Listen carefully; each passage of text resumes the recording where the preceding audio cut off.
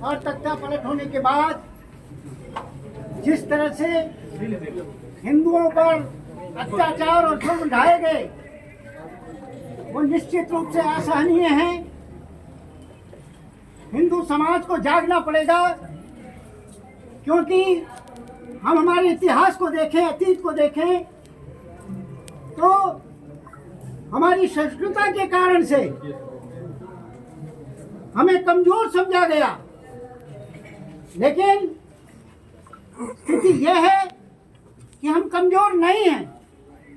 हमारी ताकत को यदि किसी ने तोड़ने की कोशिश करी तो उसको मुंह की खानी पड़ेगी। बांग्लादेश में जो हालात बने हैं वो हालात निश्चित रूप से बहुत ही हृदय विदारक हैं।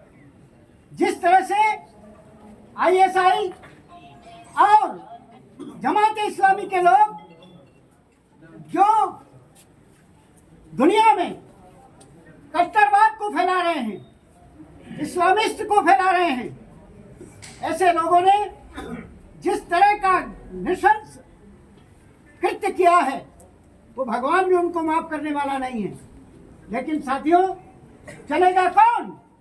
वही चलेगा जो अपने पैरों पर खड़ा होगा। हमको यदि हमारी रक्षा करनी है, धर्मो रक्षति रक्षिता, धर्म की हम रक्षा करेंगे तो धर्म हमारी रक्षा करेगा, इसमें कोई संदेह नहीं है। मैंने थाने के बाहर भी आपसे निवेदन किया था कि हम अपने आप को पहचाने, हम कौन हैं। अंदर से आवाज आनी चाहिए, गर्व से कहो हम हिंदू हैं। स्वामी विवेकानंद जी ने कहा कि हम हिंदू, गर्व से कहो हम हिंदू हैं। मैं स्वामी विवेकानंद जी का एक प्रसंग आपसे निवेदित कर रहा हूं और उसके बाद अपनी वाणी को विराम दूंगा। स्वामी विवेकानंद जी भारत भ्रमण पर थे। जब वो काशी पधार रहे थे तो वहां काशी में बंदर बहुत ज्यादा है। बंदर बहुत ज्यादा है। बंदर उनका जो भगवा वेश था, उस भगवा वेश को देख करके बंदर थोड़े से कौतूहल उनमें जागा और वो स्वामी जी के पीछे दौड़ पड़े। स्वामी जी आगे आगे दौड़ते हैं और दौड़ने के बाद उनको लगा ये तो अच्छी बात नहीं है, बंदर मेरे को नोच खाएंगे। उन्होंने कहा कि मुझे अपने आप को जगाना पड़ेगा और इसके लिए उन्होंने क्या किया, पीछे मुड़े और पीछे मुड़ करके एक पत्थर उठाया और पत्थर उठा करके मारने की मुद्रा में आए। और मारने की मुद्रा में जब आए, बंदरों ने जब देखा स्वामी जी के हाथों में पत्थर तो वो उल्टे पांव भाग खड़े हुए। इसलिए हम हिंदुओं को जागना पड़ेगा, तभी जाकर के हम लोग अपनी रक्षा कर पाएंगे। हालात ऐसे बन रहे हैं, मैं आपको एक निवेदन करना चाहूंगा। हालात, हमारा भविष्य बड़ा यानी एक तरह से खतरे में दिखाई दे रहा है। वो इसलिए दिखाई दे रहा है, आज चारों तरफ हमारे पड़ोसी देश पाकिस्तान, बांग्लादेश, अफगानिस्तान जो हमारे ही एक तरह से अंगज है, भारत माता के अंगज हैं, भारत माता के ही पुत्र हैं, बेटे हैं।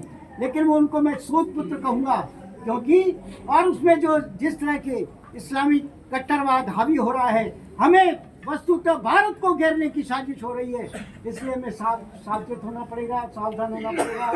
साथियों, हम अपनी आने वाली पीढ़ियों को क्या जवाब देंगे? अभी नहीं चेते, अभी सजग नहीं हुए तो आने वाली पीढ़ियों को आप क्या जवाब दोगे?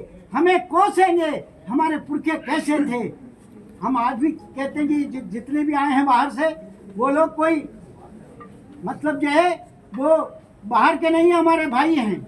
लेकिन उनको देख करके ऐसा लगता है कि उनमें जो जिस तरह की कट्टरता आ रही है वो कट्टरता नहीं आनी चाहिए।